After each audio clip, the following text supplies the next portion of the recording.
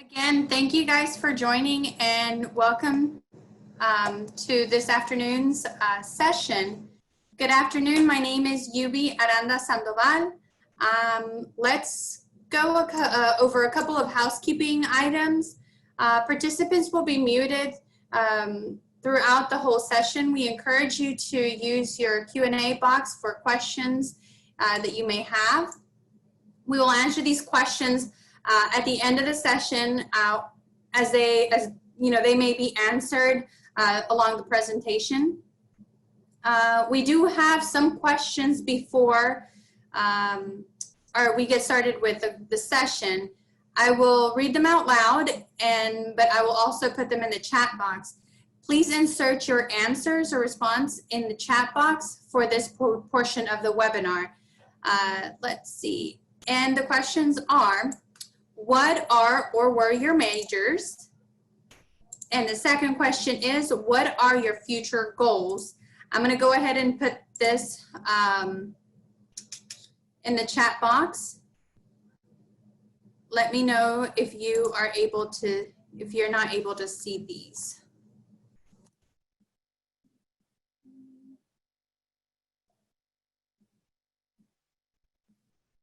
I have just put them in the chat box, so let's see.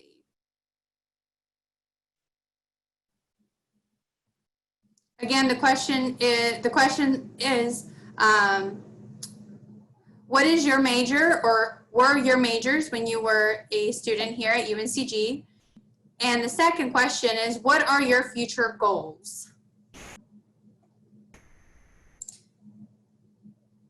So please put those into the chat box and I will keep going, and we'll let our panelists look at those answers as I am going through. So again, welcome to this week's UNCG Coffee Break. My name, again, is Yubi Aranda Sandoval. I am an Assistant Director in the Office of Alumni Engagement and a 2017 alumna. It is my pleasure to introduce you to our guest speaker, Justin and Jay Chaston. Justin Golding is an alumnus of the Counseling and Education Development Program at UNC Greensboro, and he is a class of 2016. He also attended Appalachian State University as an undergrad and studied political science. He is a liaison to the College of Arts and Science and is certified in both the Strong Interest Inventory Assessment and the Myers-Briggs Assessment. Justin is also supervises a peer career ambassadors program and loves reviewing students' personal statements and helping them prepare for upcoming interviews. Jay joined UNCG in 2012 as a program coordinator for the Department of Peace and Conflict Studies. After building an invaluable experience and knowledge during her time there, she joined the graduate school in 2019 as a graduate recruitment and admissions specialist. It is her absolute pleasure in this position to concentrate her efforts on serving students, future, current, and returning.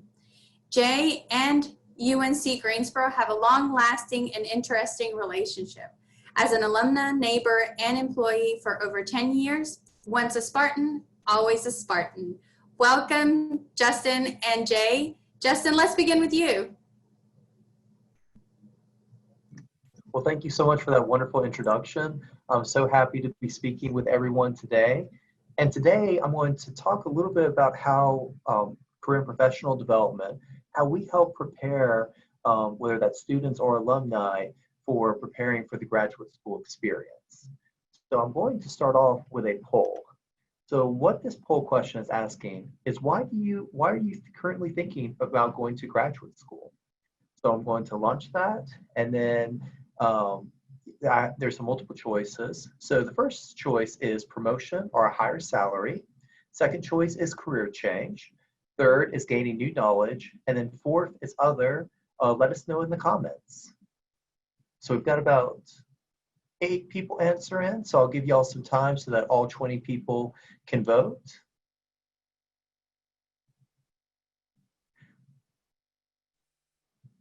Okay, so they are coming in.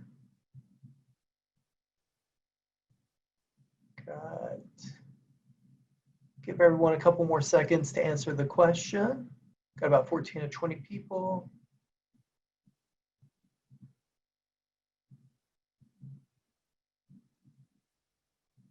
Okay, just a few more seconds. Okay, so right here, it looks like we had about actually a tie between promotion, higher salary, and gaining new knowledge. And I will say, often, I see a lot of people coming back to the university for that promotion or thinking about making a lateral change, looking at gaining new skills, gaining new knowledge. So that goes, along with our information. I know that, there was a couple people that said other. So sometimes individuals are coming in to gain more experience or just for the natural curiosity of wanting to learn. I know I've met with several people who are lifelong learners, and it's always, excellent to be able to meet with those individuals and just learn about their robust experience in life. So I'm going to share my screen. Let's see here. Oh, 1 second. Oops, sorry about that. There we are. Okay. So a lot of times when career and professional development is working with people, helping them prepare for graduate school, we are asking them about their motivations, helping them prep with their personal statements, and also if there's an interview component, helping them complete a mock interview and prepare for any upcoming group interviews they might be part of, one-on-one direct interviews they might be a part of, talking them through both of those scenarios. So a lot of times when we're talking with individuals, we're asking them, what is your motivation? So, is this the right time for you to go back to graduate school? How does the graduate school factor into your long-term plans? And exactly where do you want to go to graduate school? So thinking about the certification of the program, thinking about the university itself, thinking about the chairs people of that program, some of the published work that they've done in the field. So there's a lot of things to consider with going to graduate school. And this is the advice that I always give to anybody that I'm talking with concerning graduate school. It is a full-time job unto itself. I know from my own personal experience, before I came back and got my master's for CED, I kind of flirted with getting my master's at Appalachian State, where I did my undergrad in international relations. And I took a couple graduate level courses to see what it would be like. And, to put it mildly, it kicked my butt. Like, it was a tough experience. So, you want to make sure it's the right program for you. You want to make sure that you are committed to the 2 years or 3 years that you would be going to graduate school. And you want to make sure that you are thinking about it in terms of, I'm making a commitment. It's going to be a full-time job for myself for the next 2 to 3 years. So when thinking about your long-term career goals, you want to think about how common it is for an individual in my field to have a graduate degree. You want to make sure that it's important to your work experience. And when you're thinking about your own candidacy, are you going to be set apart or will the degree meet a standard in your industry? So these are often the questions that I talk about with anybody when we're considering graduate school. So as I mentioned, you want to make sure that the school has the proper accreditation. So you want to make sure it's worth the money that you're going to be spending. So some things to consider, you could take a look at the US News and World Report ranking for the program that you are looking at. You could take a look at the proper accreditation for the type of program you're going into. So for the Counseling and Educational Development, which was just released, that it went back up to be #2 in the nation. We're very proud of our Counseling and Educational Development program here on campus, but it is CACREP accredited, which is a huge accreditation and goes into like the syllabus, the type of coursework that individuals are going to be taking. So make sure that if you're going to be spending serious money on a serious graduate program, that you're going to be able to find employment afterwards because it has the proper accreditation. There's also a great website called petersons.com or Peterson's Guide, which you can utilize to find the information for the chairperson of a program, find the information for how many people are currently in that program, and also find out information such as how much money it takes to apply to that program for the application fee, and also what are the concentrations within that specific program. so that you know that what you are going to be studying. One of the other things I often recommend to individuals is seeing what type of open house opportunities the graduate program offers. So I'm a big believer, you want to talk with faculty members, you want to talk with current students, whether that might be their first year or their second year, and you want to make sure that you have a good understanding of the culture of the graduate program. Now, I know with the COVID-19 situation that we are currently all in, that a lot of the in-person open houses have been minimized because of this, but there are still a lot of great virtual opportunities where you can attend virtually open houses and you can find out information from many of the graduate programs. When you are applying to a graduate program, some of the things that you should know is the geographic location, how many students they typically accept, or how many students are in that program right now. You should know about the faculty members and some of their research interests. You should know what the admissions requirements are, whether that's with GRE, whether that's with personal statement, or number of direct contact hours for some of the more specialized programs, and also all deadlines for the admission. And a great question that you can ask during the open house is asking about the percentage of alumni finding full-time work in their prospective field 6 to 8 months after graduating. So make sure you do your research when you're thinking about graduate school. So the GRE, that is the most standard computerized standardized test that there is for applying to graduate school. Usually the cost is about $205, but there's a couple different places that you can take this. I've included the link right here where you can register for the GRE. Remember, GRE scores usually are good for about 5 years. And if you take it one time and you're not satisfied with the score that you received the first time, you can wait 3 weeks to take it a second time. And you can take it within 1 calendar year, a max of 5 times. So you want to make sure that you are doing everything you can to study for this. And here in Greensboro, this is the address for the computer lab that people normally take the GRE, and these are the times that are listed. Some other tests that may be required include the LSAT if you're thinking about going to law school, MCAT if you're thinking about going to medical school, DAT if you're thinking about going to dental school. So you want to make sure that you are familiar with any standardized tests needed for your graduate program or for further education. Definitely review content, and Kaplan actually has some courses that you can register for, but I would definitely recommend doing all the research possible. I also know that our friends at I know that, as I said before, Kaplan, has some amazing courses, and there's also a website link so that you can find out frequently asked questions when it comes to deadlines and reporting scores. Now, when financing your education, there's going to be a couple different paths that you can take. A lot of times, most often, individuals are going to be doing a graduate assistantship as they are studying. And a lot of times, you will apply for a graduate assistantship after you have been admitted into the program. And a lot of times, graduate assistantships can have a tuition waiver attached to them. So you want to make sure that you have that information in front of you. Also, a lot of individuals take out loans and also can apply for grants and scholarships. Here are some great resources if you are thinking about financing your education. There's finaid.org, as I mentioned before, petersons.com, FIA for UNC Greensboro itself, and then collegeaffordabilityguide.org. Now, with personal statements, there's definitely an art to writing personal statements. And you want to make sure that you are tailoring your personal statement to the specific graduate program that you are applying for. Now, first and foremost, when writing a personal statement, you want to make sure you're meeting the criteria for the prompts that the graduate program is asking you. You want to make sure that you are meeting all of their specifications. I've seen some personal statements written for graduate schools where they want somewhere from 600 words, a really short personal statement. Sometimes I've seen a graduate program ask for 2 to 4 pages. So you want to make sure that you are meeting their specifications. What the prompt is asking for, you want to make sure that you are meeting the specifications of the prompt.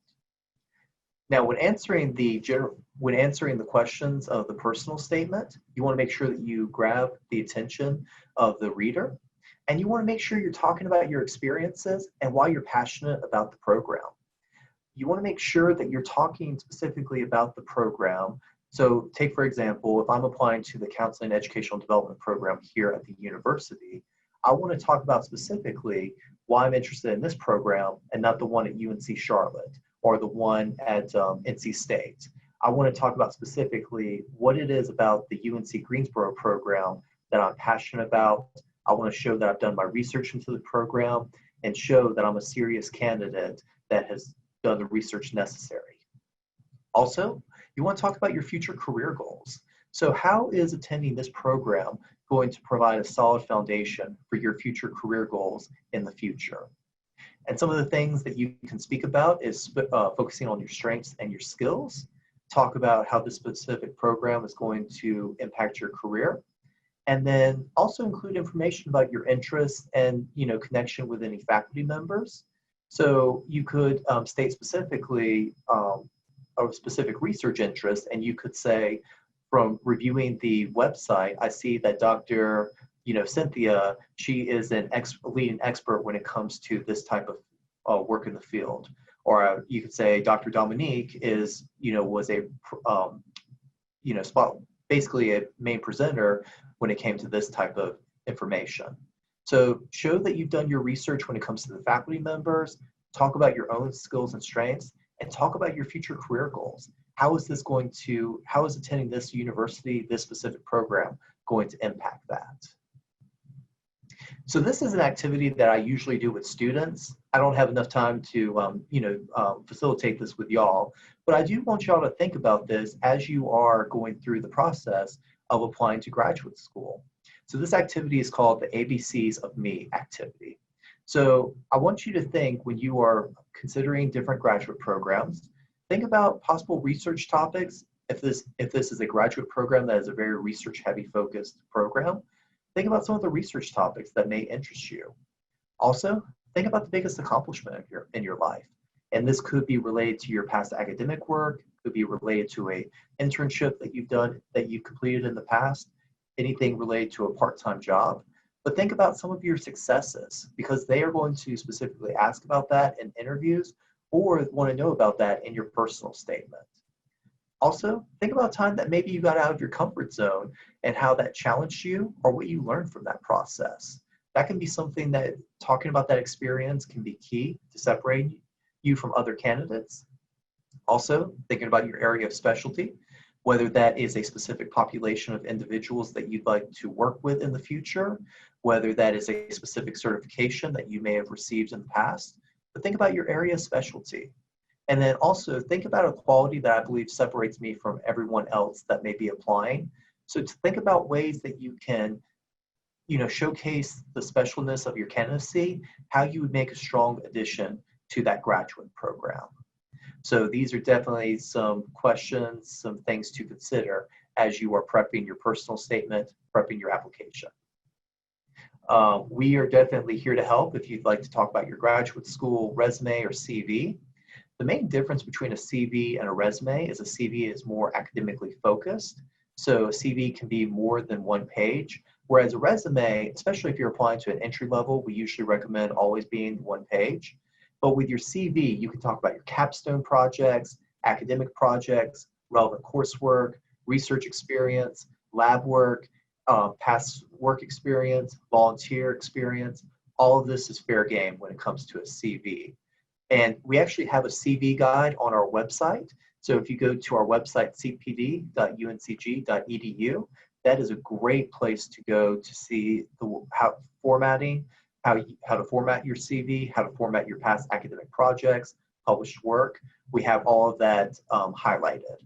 And you can definitely, I put my email at the very beginning of the presentation, but I'll definitely make my email available. It's public information, but definitely feel free to send me your CVs. I'll be happy to help with that. And I did want to talk about the graduate school interview before finishing today. So as I mentioned, this could be a group interview. It could include one-on-one with some of the faculty members. And it could also include some social functions, whether that's a lunch component, dinner component. A lot of times with these functions, a graduate school wants to know how you would be interacting with other people who would also be attending the program. They may ask questions about your academic work, and a lot of the questions in nature will be behavioral based. So they will be asking about your successes and also asking about possible failures and what you learned from the experience. And right here are 3 popular interview questions. So with them, they are, what are your future career goals? What are some of your strengths related to research? And also the failure question, tell us about a time that you failed. What did you learn from the process? If you'd like to, connect with our office, there is the possibility of scheduling a mock interview with one of our, great career coaches. I know myself, I've done a lot of work with alumni in the past, and I'd be happy to help you with that.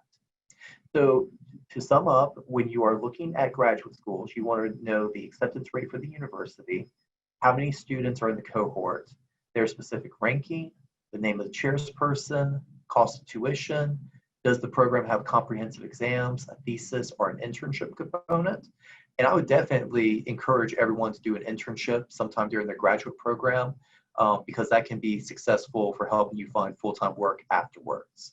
So I will, hand this off to my colleague Jay.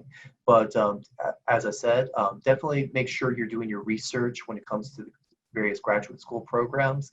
You want to make sure that, this is a commitment, and you want to make sure you're doing everything necessary to know what that commitment is going to entail. So I will pass it along to my colleague Jay. Right before we get started, Jay, just want to remind everyone that please type in any questions you have in the Q&A box. We will get to those as soon as the presentation is over, and they may be answered along the way. So thank you, Jay. Take it away. Hi, thanks everyone. I'm going to share my screen.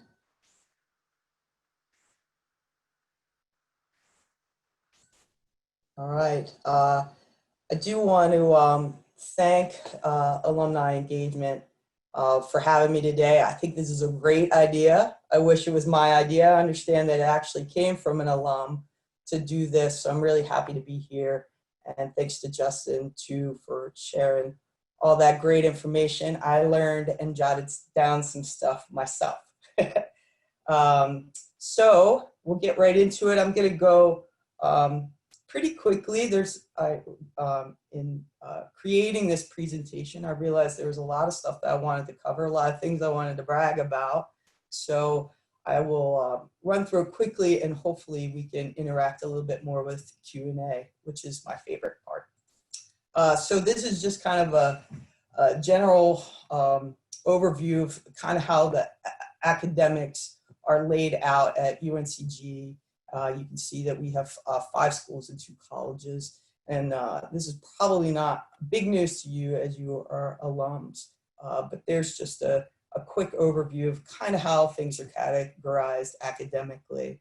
For graduate programs here at UNCG, in general, over 3,700 graduate students currently. We have over 100 programs, including certificate programs, masters, certificate programs, so there's post-baccalaureate and post-master's certificates, master's programs and doctoral programs. And you can expect that same level of diversity at the graduate level with over students coming from over 34 different countries from around the world. So the one thing I think you'll notice right away if you enter a graduate program, and that's not unique to UNCG, but the ratio between student and faculty is much smaller. If you came from UNCG, maybe the psychology department, I think they have like 500 or 600 undergraduates currently enrolled, and that number will shrink. And also your one-on-one time with faculty and in the classroom will also shrink too. Here's just a few of the top programs at UNCG. They're not only pretty competitive and top programs, but they're also very popular with students looking to continue on at graduate school. And I wanted to share a little bit about money, because money is definitely a concern for all of us, unless you're lucky enough to be independently wealthy. I'll share my email address at the end if you want to connect. I got this information right off of the cashier's office website, which is easy to find. UNCG has a great website. It's easy to navigate. We are ranked through money as one of the best value and affordabilities for higher education. That 9 credit hours, I included that because that will tick off a lot of boxes, whether it's for financial aid or assistantships. It will tick off boxes for most of the scholarships and those requirements there. And also it will help you graduate within that 2 to 3 timeline, depending on the program. So 9 is a good number to remember. There's other ways to get support, and I know Justin talked about this a little bit too. Assistantships, for sure, are a great way to help with that. As Justin mentioned, there is always a stipend and oftentimes a tuition waiver that comes with those assistantships. A great resource for that is always the department or the program, particularly if you want to work inside of that discipline. But I'll just share the graduate school. We have 10 graduate assistants, and they all get a stipend and tuition waiver. So don't think just because you can't get it in the department, there's not other ways to find assistantships.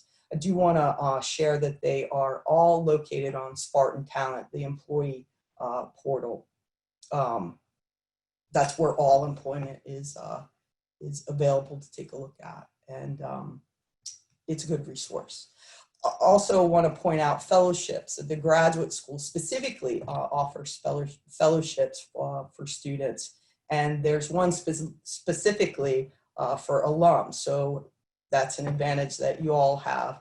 There are 8 opportunities total, and if you want more information on that, definitely take a look at our website for the graduate school. A lot of great information there. Speaking of the graduate school, we're about 20 strong full-time employees, and again, about 10 graduate assistants. And we're all a team dedicated to support you, from administration to recruitment, admissions, enrolled student services. We're really all here and focused on helping you out through the whole process, from admissions to graduation and even beyond. I will share that I and a lot of my colleagues are still working from home, but there is representation on campus right now every day, Monday through Friday, 8 to 5. So if you find yourself on campus and you want to stop by, please do. There's wear your mask, but come on in, please. We'd love to see you. Another great resource when it comes to thinking about graduate school are those department contacts. And there's 2 folks that I really think are your go-to people for information and knowledge. One is the graduate program director, and each program has one. And the second person is their administrative support person, whether it's a program specialist. This person has a wealth of knowledge and will help you through admissions, registration, graduation. Again, just a great, and it might even be a good starting point there to even connect you with that graduate program director, who's a great resource for specific questions on the program, the curriculum, and plans of studies, things like that. Great people to know. I did want to share quickly a couple of professional development opportunities that the graduate school specifically has. First of which is preparing future leaders. That is something we do in collaboration with NCA&T. It's a free, nationally recognized program, and it's offered to all currently enrolled graduate students at UNCG and A&T. It's a there are two different tracks for this program. One is a faculty track, and it includes workshops on teaching, assessing student learning, writing, teaching statements, constructing syllabi. And then the second track, which is the professional track, helps with management and leadership, CV preparation, interviewing, and job screens. The cool thing about this program is the completion is actually indicated on your transcript. So it's another thing for you to brag about after you graduate. Another cool thing is the 3MT. It's a 3-minute thesis. Think about like a dissertation or a thesis, oftentimes tens of thousands of words. It takes hours for you to present on. And this challenge, you get one PowerPoint slide and 3 minutes. It's really your elevator speech. It'll help you develop that. And at Thanksgiving or any family dinner, if somebody asks you, what are you doing with your life? You can give them this 3-minute spiel. But the other cool thing about that is the competition ends with winners who receive cash prizes. And also you have an opportunity to advance to a regional finals. So that's pretty neat.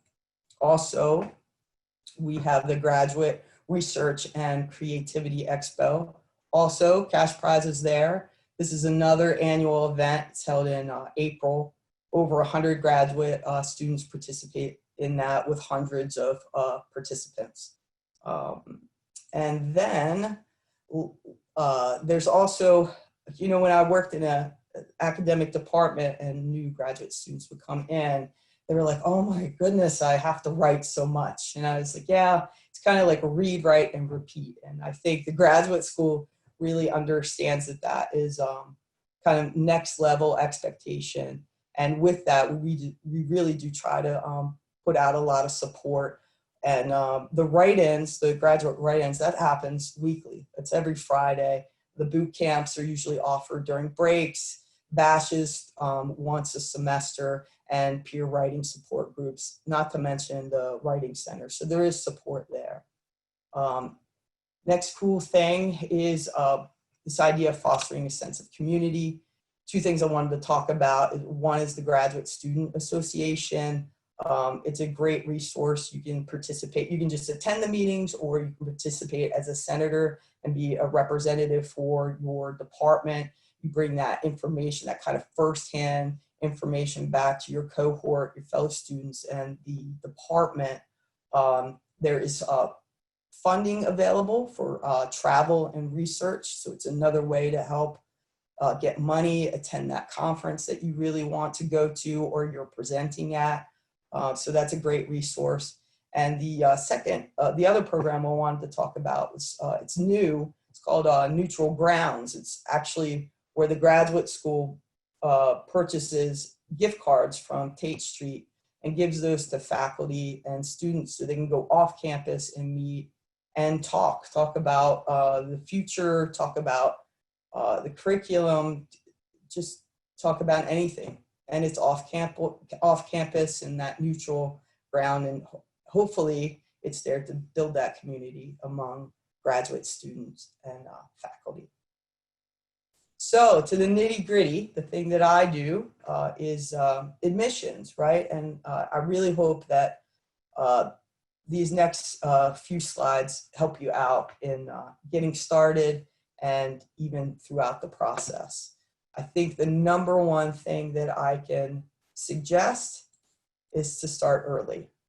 There are programs who, so currently I'm processing applications for the DNP in nurse anesthesia, and their application deadline is actually October 1st. So time is running out for folks who want to come here and get into that program for fall 2021. I think it's good, again, to start thinking about, and someone asked in chat about references and how do you determine who that is and who to reach out to.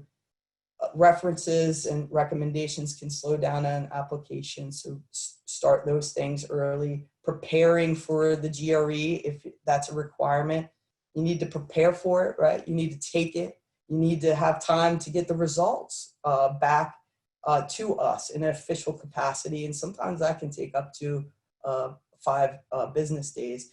And during COVID, that had slowed down a lot. So just think about those things, and the earlier you get started, the better for you, really.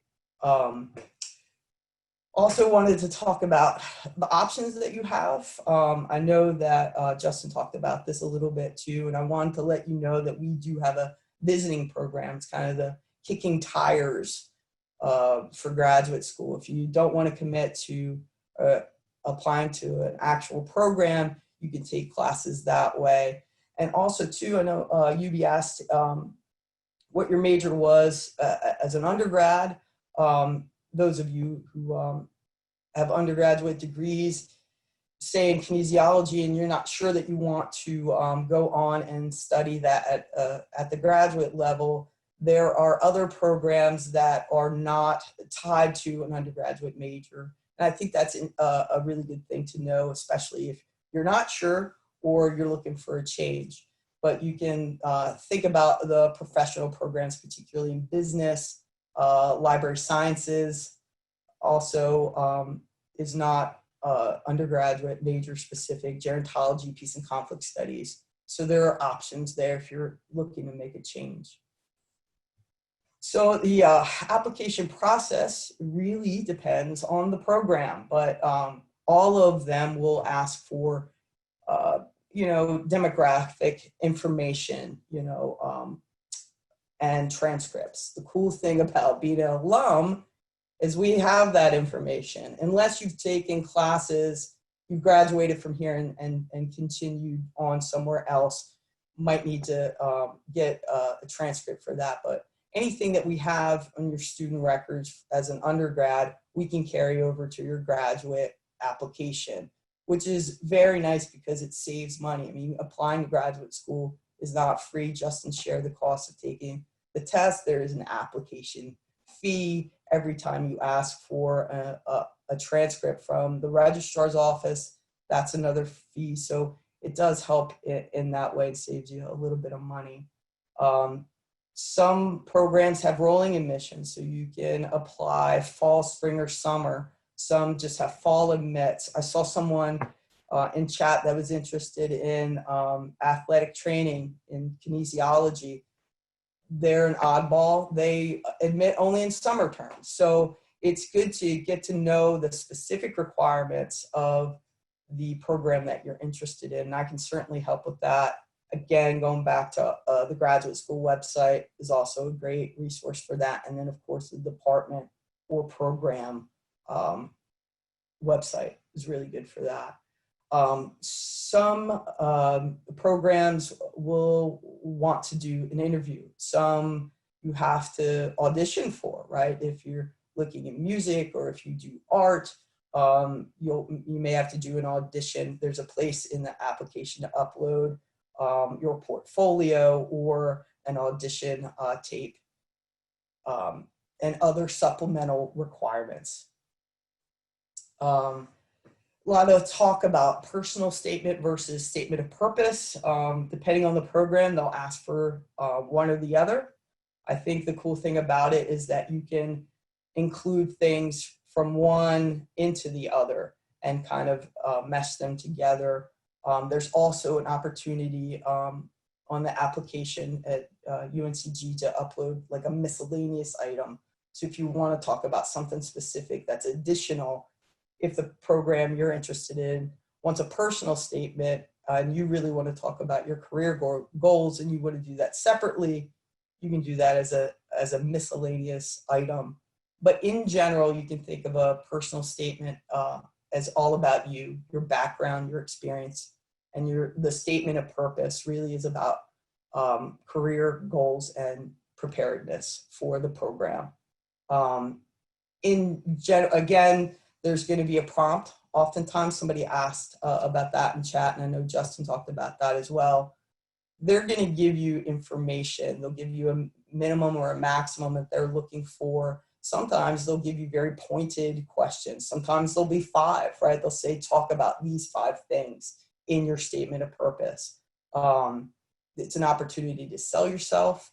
You want to make sure that you double check your work, get feedback from other people, make use of the Writing Center. But in general, I think giving specific details and talking about your story is a good idea, while avoiding general statements. Like if you're applying to Masters of Arts in Mathematics, avoid general statements like, I've always enjoyed math, therefore I'm applying to this program. So make it specific and really take the opportunity to sell yourself. Here comes the tests again. Justin talked about them, and they are required for some programs. I can give you some insider information. Seems like programs are relying less and less on these test scores and actually removing them for admissions as part of their admissions requirement. Some still do. The person looking for the MSAT, kinesiology is gonna wanna see that GRE score. Some programs, okay, nursing, for example. Most of the graduate level nursing programs have a GPA exemption. So if you have your BSN GPA is 3.2 or above, they will give you a pass on the GRE or MAT. The only exception to that is nurse anesthesia. They want that score. Transcripts are going to be required no matter what program or degree you are applying for. But again, as an alum, most of that we should have on hand. Also wanted to mention that the graduate school has a minimum GPA to qualify for graduate school. It is 3.0, but there are exceptions for that. The graduate school and the dean of the graduate school, Kelly Burke, has really embraced a holistic approach to admissions, and so do many of the programs and departments, where they take in the entire story of the applicant and not just that GPA or test score. So there are some exceptions there. And contact me or someone in the graduate school if you're worried about your GPA. We can talk about it and give you more details there, but certainly don't let it discourage you from at least reaching out, for sure. References, I know that is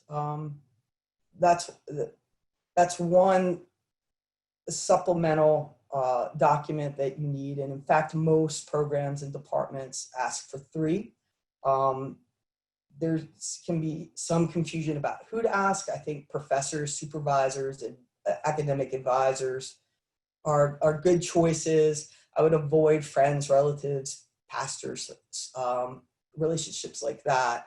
I can share that some certificates don't even ask for references. So again, get to know that program that you're really interested in, and just before you have anxiety about it, make sure it's even required, right, for admissions.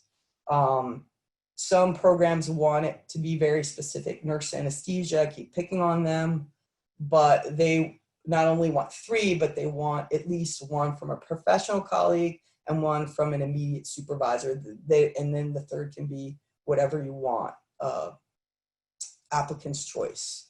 You want to make sure that they're as strong as possible. I think in helping with that, you can give your reference some information, right? Tell them about the program that you're applying to. What are the strengths of that program? Remind them of why you're so awesome. Remember that great question I had in spring 2017 and both of our lives, right? Remind them of that. Remind them of that relationship and why you think you would be a good choice over someone else, particularly in those more competitive programs.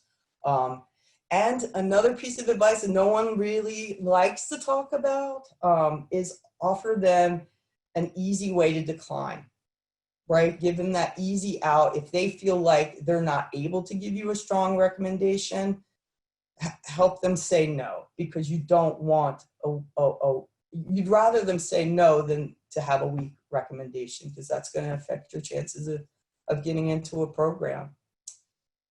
That is the quick version of the application process. I hope that you have more pointed questions. Again, it's my favorite way to talk, that interaction. But this is my contact information. I think Yubi also shared that in the chat box. I will share that shortly Okay. with you guys, and so you can have that as a reference.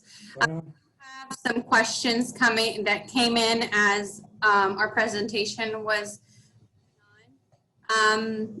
We may run over time, and if you guys want to stick around, we will be here answering these questions.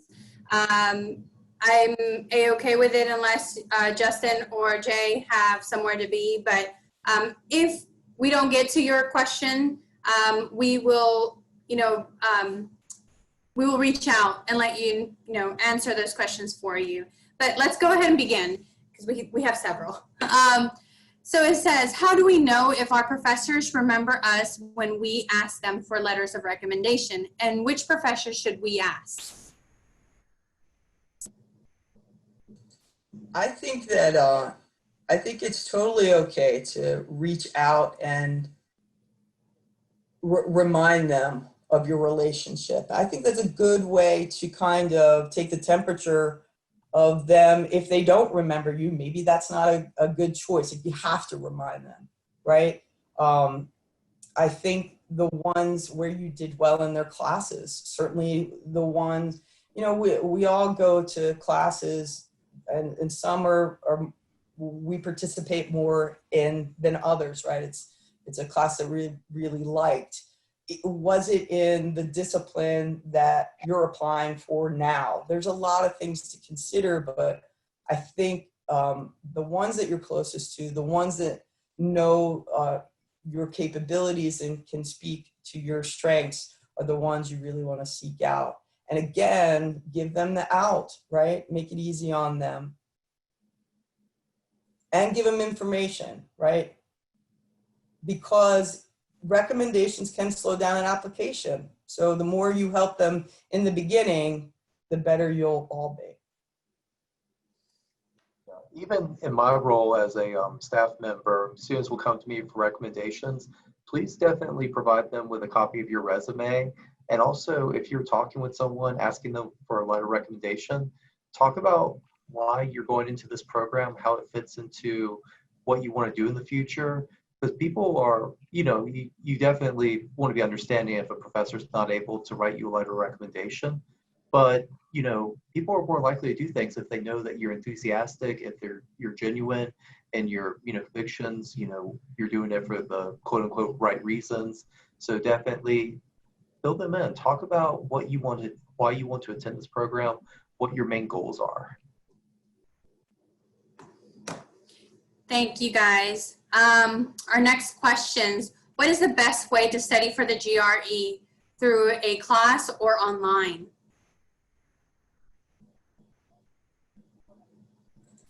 I think it depends on how you learn best, right?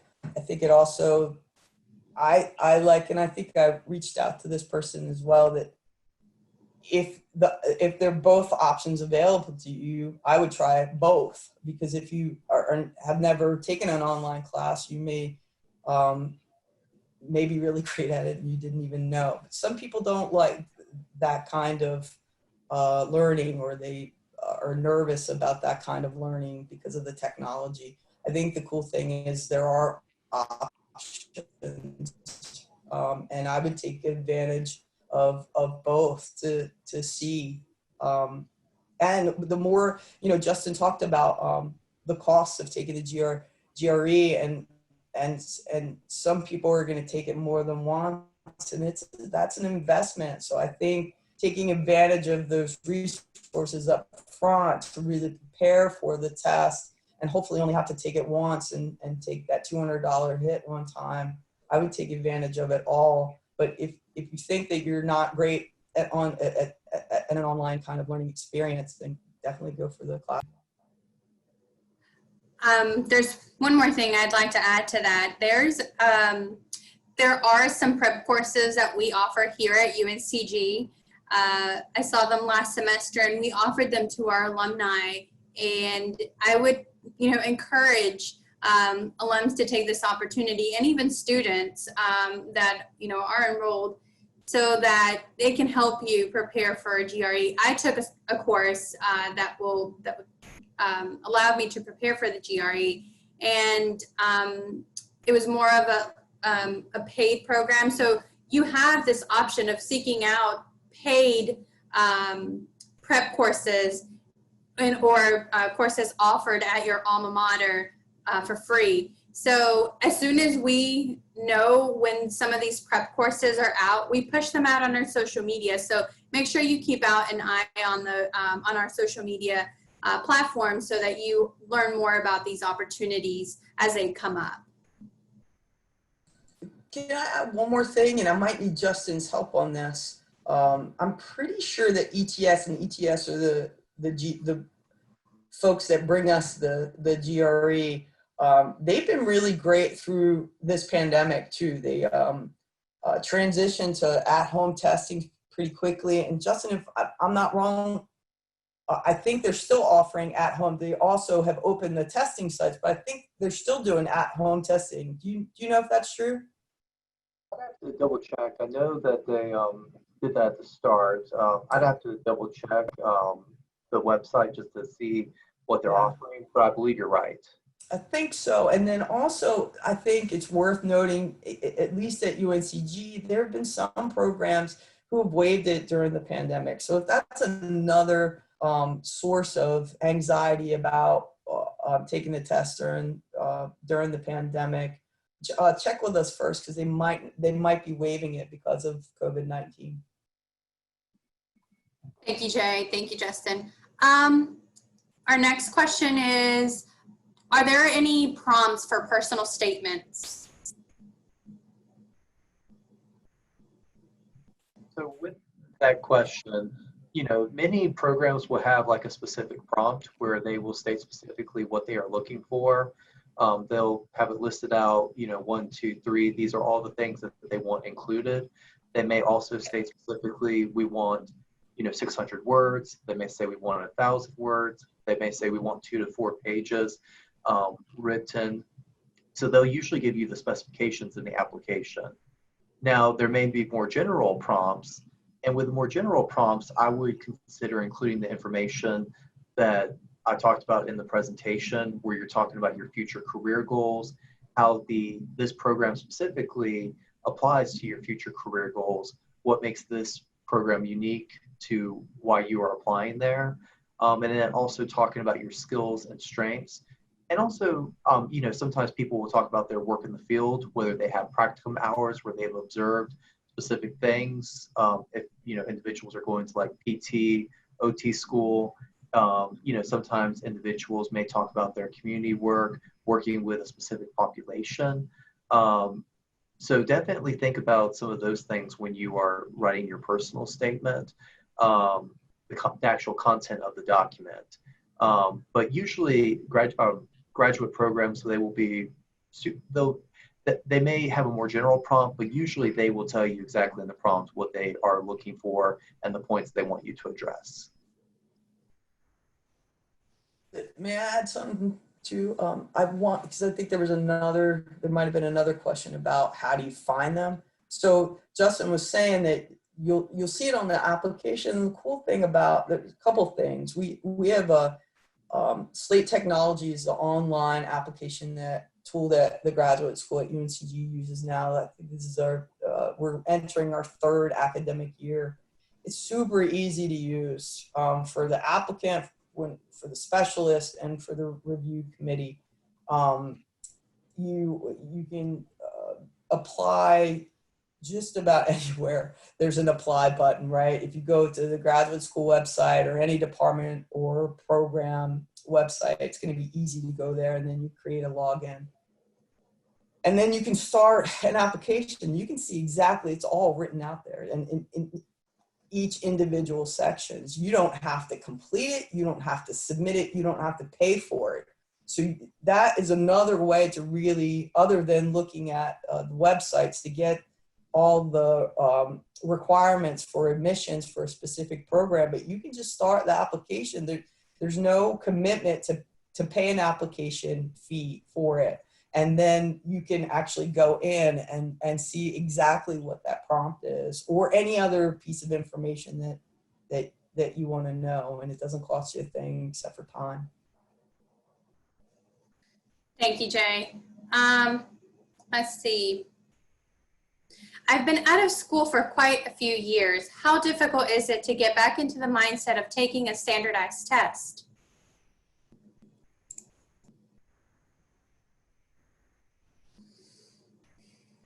I think, practice is key here. So a lot of times, a lot of these standardized tests are multiple choice. And as we all know from taking multiple choice tests,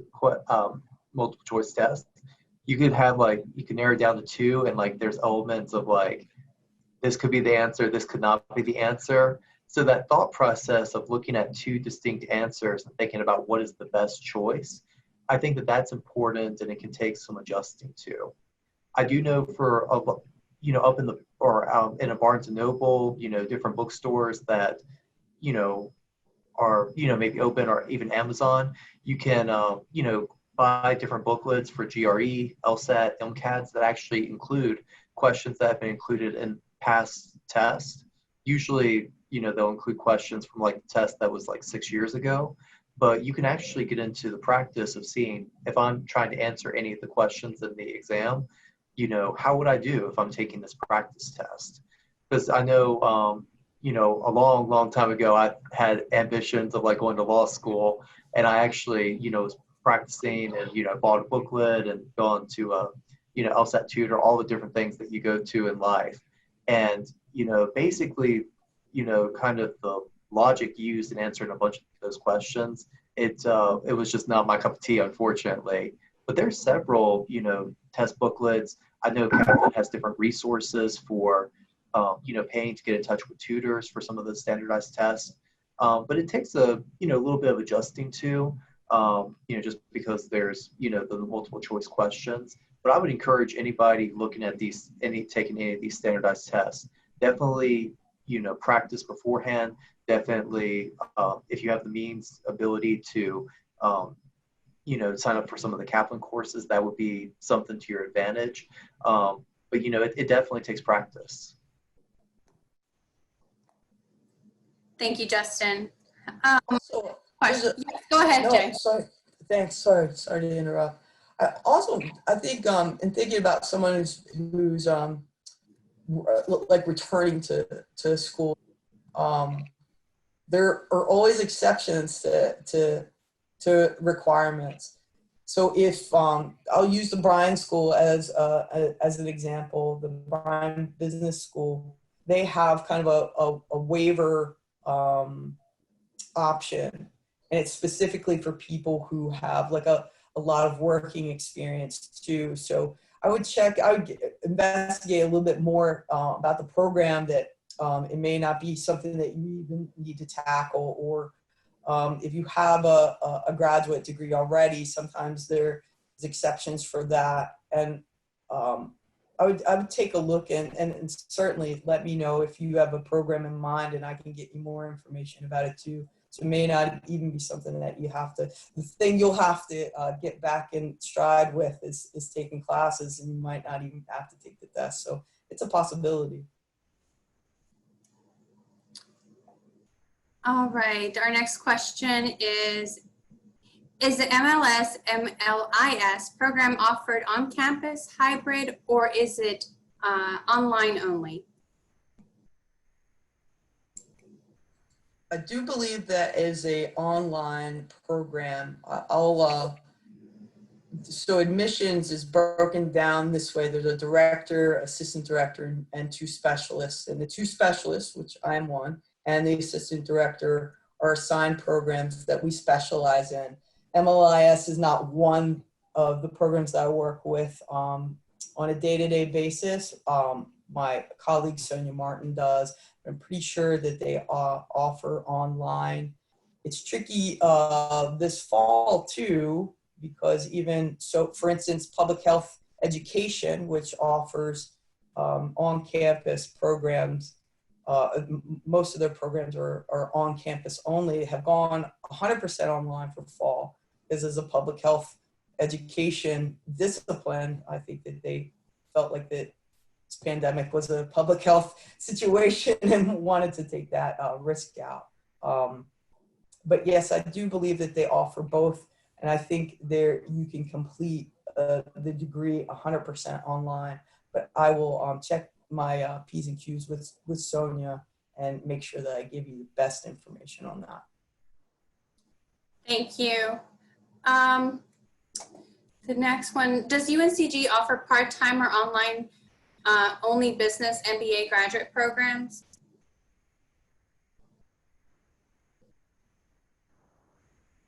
Sorry, I was writing down that so I wouldn't forget about it. So the question was about MBA? Yes. Is it offered online? Yes. And part-time, yes. Both. You can do both. The MBA has a early career and an experienced professional. They both offer online. They both offer part-time, but they're the Bryan School has, and the MBA in particular, has so many concentrations, and they're a very flexible school. So yes, online, part-time, you're in good hands. Let's see. How do we order our transcripts if we did attend UNCG?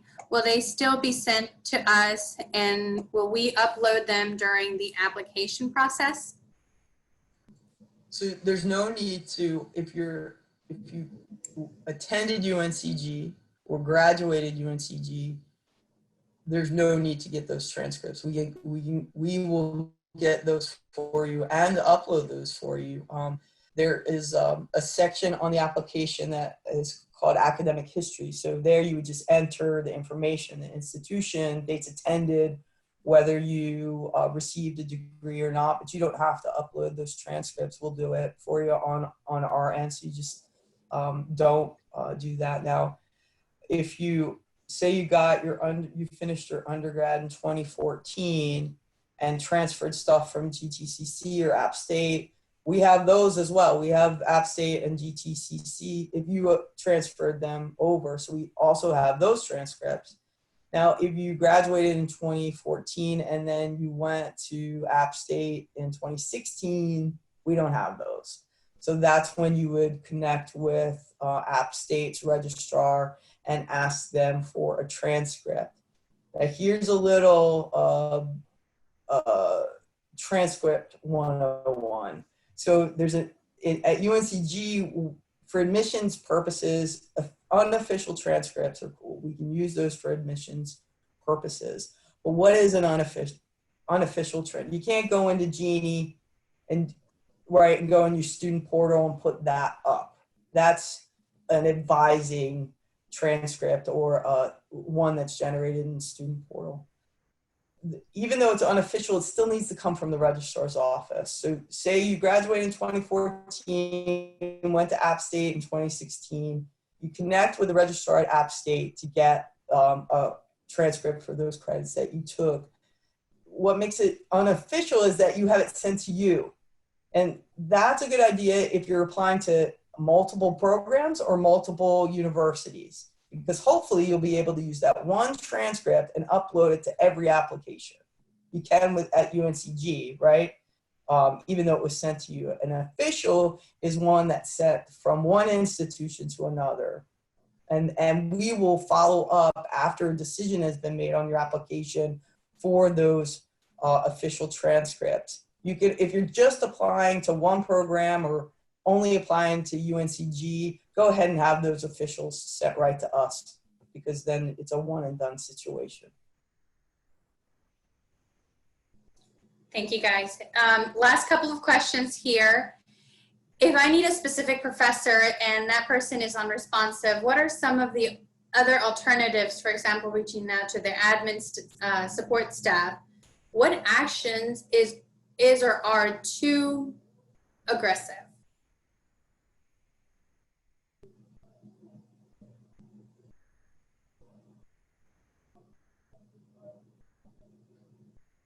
I was actually like looking in the chat box for that question.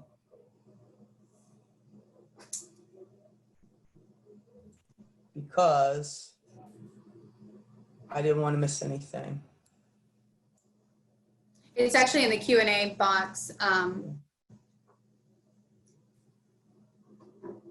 Well, I don't see it, but that's not surprising. So was this about, you help me, was it about references specifically? Yeah, so it's references. It looks like they've been trying to reach the professor for quite some time and they haven't been able to get in touch. Is, reaching out, at what point is it too aggressive to reach out to their admin or maybe show up to their office? I don't know. Right. Yeah, what's your advice? That's a tricky one because I think it depends on the individual, right? I'm someone who thrives and loves reminders. Please remind me. I love that. It's not annoying. And hopefully you have that relationship that you'll be able to kind of test the temperature there. It is kind of a fine line because you don't want to bug them because then you don't want that, not that all would, but if there's an opportunity to be retaliatory, right? And not give you the greatest. I think if you're getting to the point where you're really running out of time, the better thing to do may be to exclude that person as a reference and add another. Because you don't want to leave that bad taste in their mouth. And hopefully, again, you have that past experience or past history to be able to know when they're going to get annoyed with you or not. And some people get there sooner than others. I certainly think it's okay. And I'll tell you, as a specialist, I will remind them. So you kind of are left out of it. I don't do it. It has to be over a week though. I won't contact them. So if you just applied late, this is why starting early is a good idea. You just applied late and it's been like 2 days. I'm not going to go and poke them for you. I give them about a week. I think it's a good thing when you're thinking about references to be mindful of their busy times, or if it's a professor and they're on sabbatical, or if they're, doing on research leave and they're in a place where it's hard to get an internet connection. Just be mindful of those things too, and try to be proactive if you can. I hope that was helpful. Thank you, Jay. It looks like we have most of the questions answered. This last one was, as far as my GPA, mine wasn't the best when I went to undergrad, but I've had a successful career in the news industry for more than a decade. How heavy does my GPA weigh if it's several years old? It depends on the program that you're interested in applying to now. I think it also depends on what the GPA was. Even if it was 20 years ago, if it's lower than 2.7, the suggestion may be the visiting program rather than a degree seeking program, just as a kind of a guideline. If you have that great and robust work experience, that's a great opportunity for the department to go to bat for you. So just briefly, this is how it happens. You fill out the application, it's completed, your specialist processes it, it goes to the department, right? And then they usually have a review committee within the department. And then based on that consideration, the department or program makes a recommendation to the graduate school, but the official decision comes from the graduate school. So there is communication all along the way between your specialist and the applicant, sometimes the applicant and the department, sometimes the specialist in the department. And then if there's that lower GPA, there's the communication between the department and the dean of the graduate school. I will say exceptions are made. They're not just made infrequently. They're made especially in cases like this where it's been 20 years since you've graduated and you've had a long and great career. So I think that in general, that would make a great case for an exception. Thank you, Jay. I am about to put our contact information in the chat box. Please reach out to us if you have any questions, and our LinkedIn page, Justin's and mine are on there, and our emails, all of our emails as well. Justin is listed first, then myself, and then Jay. Please reach out to us if you have any questions or want, if we didn't get to a question that you wanted to pose, we're happy to answer it offline. Thank you guys. Justin had to step out. He had an appointment with a student. So I appreciate your time, Jay, and Justin's time for taking the time to, share your knowledge of these, of grad school and your expertise. If you have any questions, again, you're welcome to reach out to us at alumni@uncg.edu. And just some events that are coming up. September 16th, we have an information session on how to utilize Handshake to seek opportunities, career opportunities. And also, we're going to talk about our career fair that will be September 23rd from 1 to 4:30. September 22nd, we have a Supporting Parents and Having Courageous Conversations, the One at a Time talk video series where Dr. Cord, a faculty, a UNCG faculty, will speak on how parents can have conversations about race-related issues to help their children conduct a strong foundation and to thrive. And then our September 24th, we will explore ways to improve our professional writing skills. Once you've graduated, left UNCG, and you're on to your career, so how to, better improve those writing skills with a research administration professional, Lamonda Sykes. And last but not least, homecoming. It is October 19th through the 24th. We have all sorts of virtual events lined up for you. Go to alumni.uncg.edu to look at those events that are coming up. Registration will be out next week. For future, for more information, please go to our website. Again, thank you guys for joining us. Buenas tardes. Goodbye. Thank you. Jay. Be safe. You too.